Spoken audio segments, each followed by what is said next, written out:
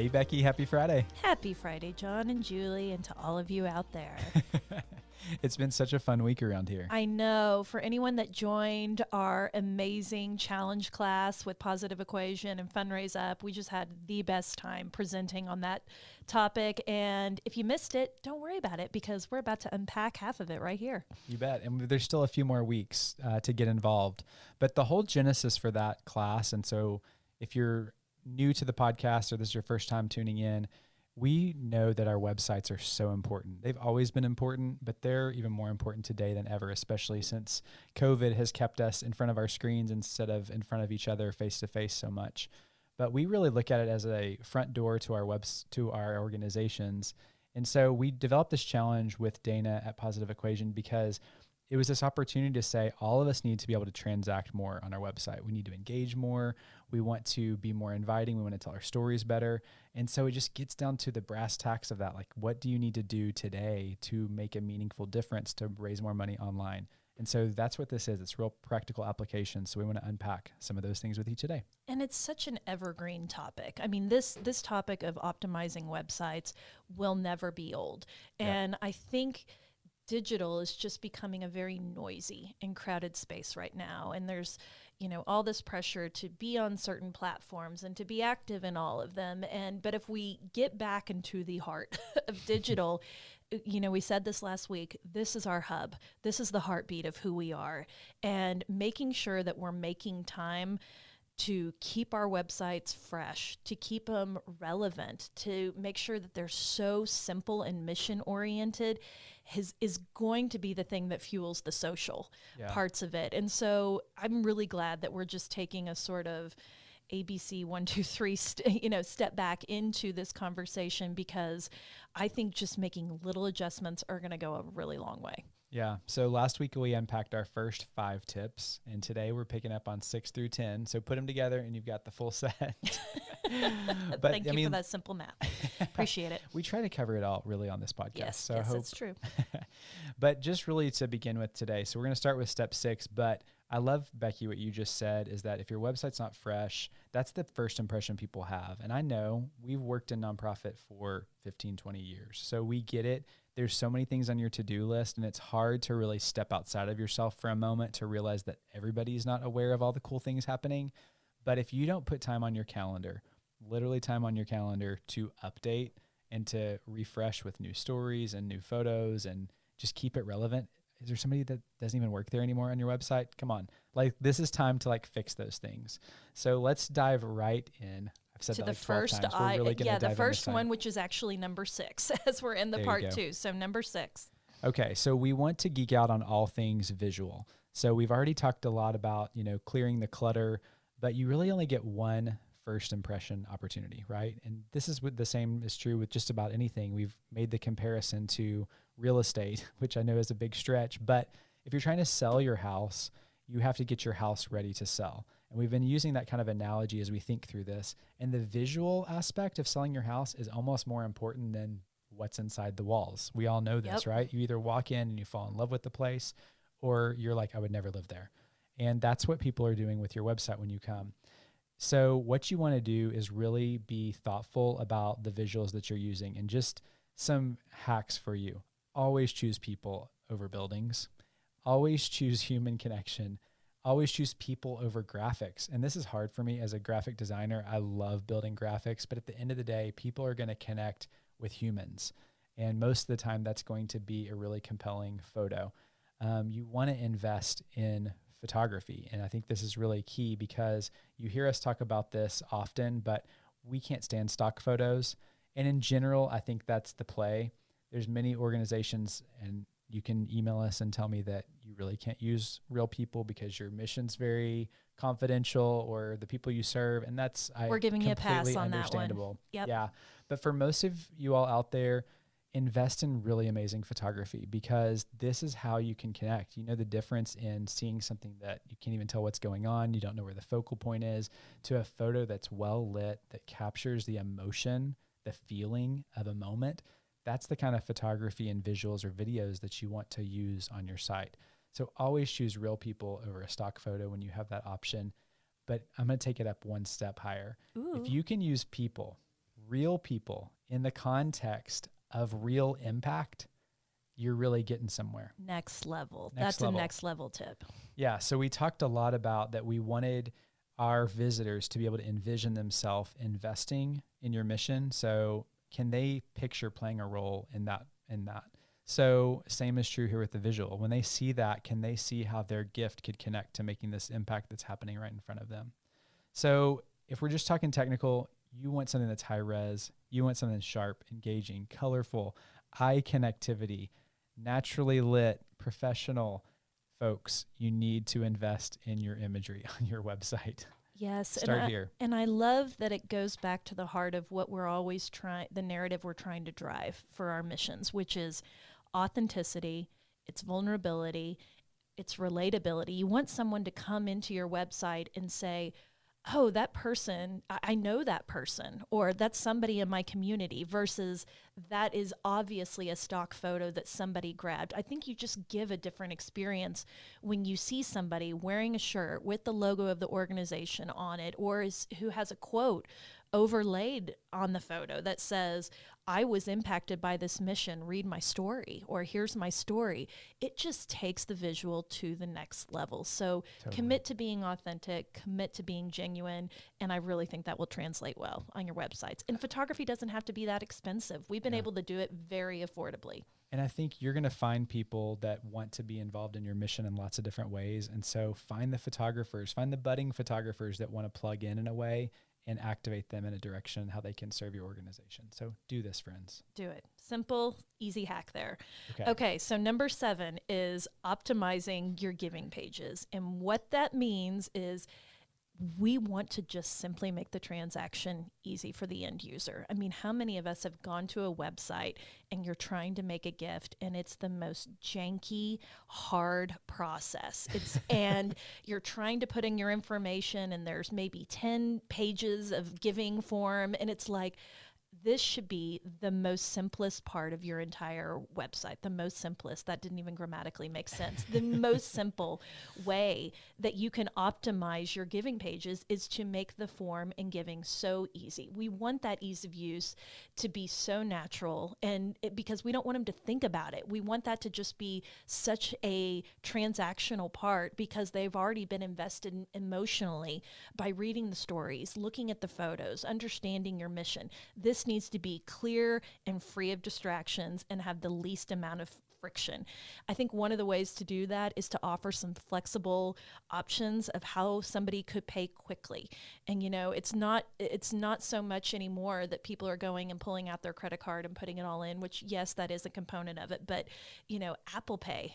Will you offer Apple Pay or PayPal? Or we love GiveButter, because they're actually integrating their platform with Venmo.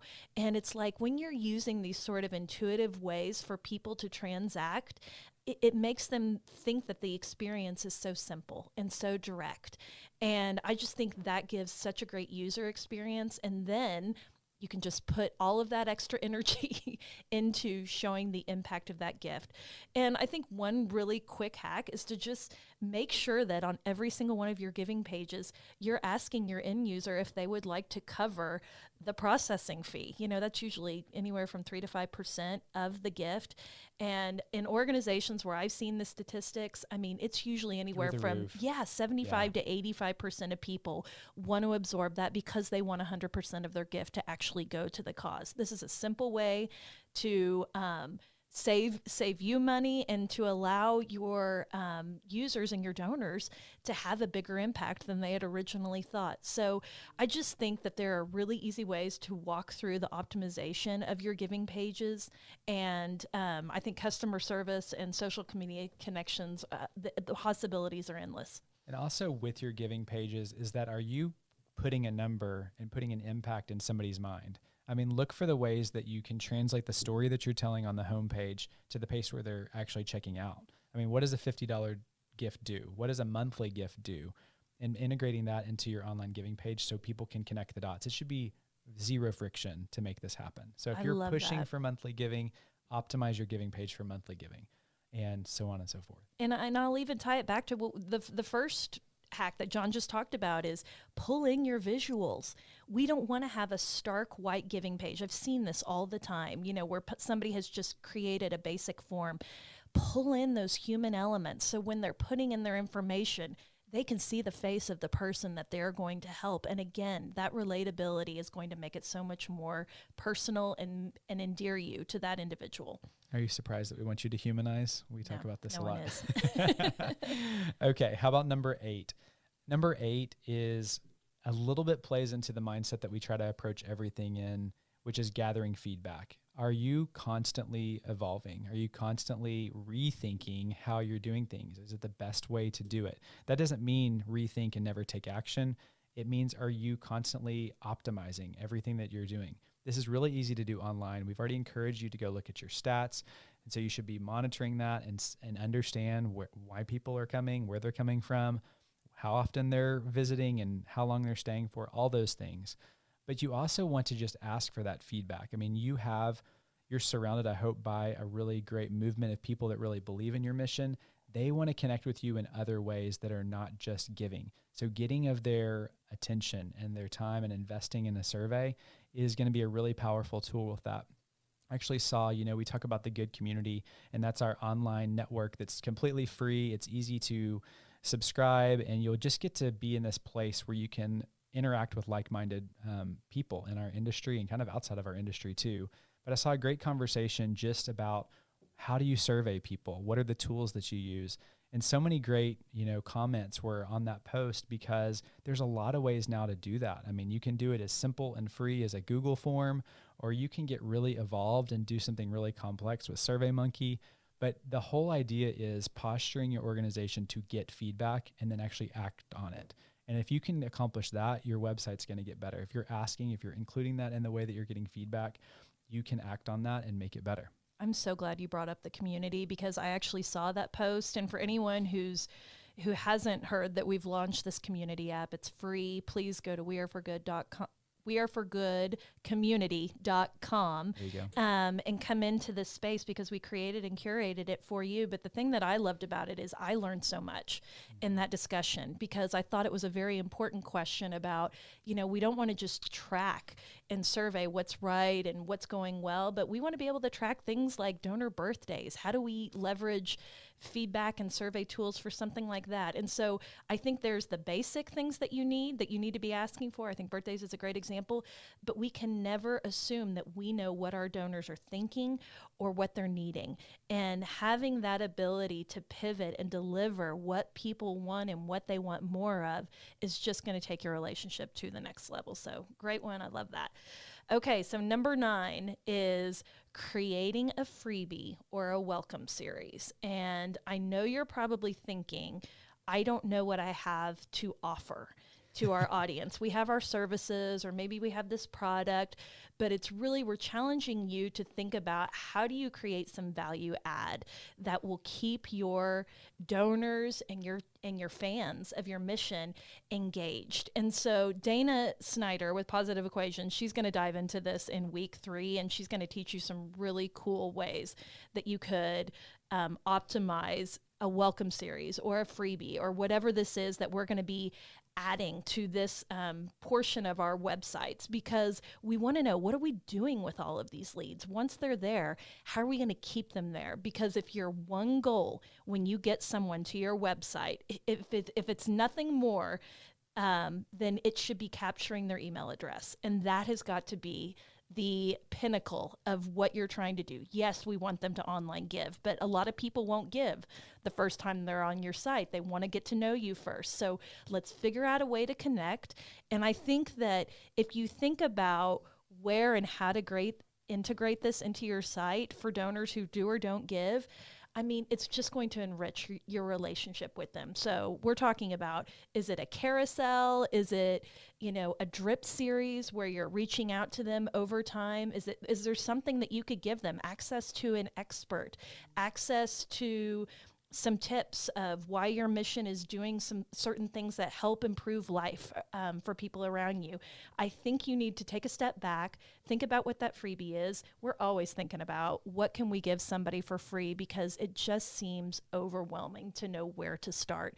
And Dana's going to break that down for you. So come over and join the challenge. And then everybody has something to offer. You know, your organization serves in a space and your donors are interested in that space. So just start brainstorming of what that freebie could be, because that's the easiest way to get an email address. Also had a great conversation on episode 20. We'll plug Jess Campbell again about building a freebie for your website. So definitely do that. Okay. Are you ready for number 10? Final one. No pressure. Know what you're good at and know what you're not good at. Okay. A pro tip is hire a guide if you really need a guide. Yeah. Because our online presence, our websites, our digital front doors of our companies are so critically important that if you are not anywhere near this space, you need to bring on somebody. Ideally, there'd be somebody on your team that can live and breathe this and it become part of your strategy. But just start with a freelancer, start with a digital strategist that can help you sharpen, elevate your website and optimize it for online giving. The importance of this is that you want somebody that like lives and breathes this, right? And so that they can speak into what are the trends, what does the data mean, and how can we move people through that space. If you have somebody on your team, then, you know, we always talk about this, but we need to be developing ourselves. We always need to be learning and growing. So invest in professional development. So if you have somebody on your team that's at least hungry and wants to learn, that's all you need, because there is so many wonderful resources that can help you understand what are the industry trends, what are the trends outside of our industry to optimize our websites. But putting it all together, having somebody that understands how social media interacts with our website, interacts with our email list, you want to be able to sync all those together. It's so critical. And so if you need help, just raise your hand and get some help. Don't be too bold. Don't be too proud to ask for help where you need it. And this is something that is so much the long game for me, because when I think about where digital is going to go, I mean, it's explosive right now, and it's only going to get more explosive. So if you're feeling overwhelmed by this, it's okay. I will tell you, we have a digital company and it overwhelms me. And I just want to be frank about that, because there are so many distractions and so many options. I do think the guide, even just hiring for short term to get a plan together, somebody that could analyze where you are and talk to you about where you want to go and helping you reach there, because that's going to give you some confidence to say, I don't need to be on every platform. Maybe this one and this one over here are the only ones that I need to be on. And then you just get a little bit more confidence, and then you can figure out, oh, I think we should do mobile giving at our gala this year. And I just think that sort of emboldened feeling is going to help elevate your game. And I love your point, John, that it can't just be one person. It's got to be an all hands on deck approach. And I think a guide can help make it a little bit more palatable and a little bit less scary for you. So if you have the funds, we definitely recommend that. So if you want to join this cohort, we've got this live challenge that's happening right now. We're 1 week in. It's not too late to join. Go to the link in our show notes and you can jump in. We're going to be talking about welcome series and optimize your online giving and all that in the coming weeks. So it's really just a great place to get started if you're just curious and want to learn. And I can assure you that you have room for it in your budget because it's free. Did I not say that? Yes, it's free. free. Totally free. So if you are just looking for nothing more than how can I increase online donations, come over. If that's your only impetus, that's okay. Come on over. We're going to help you clean up your website and get your social aligned with those online donations too.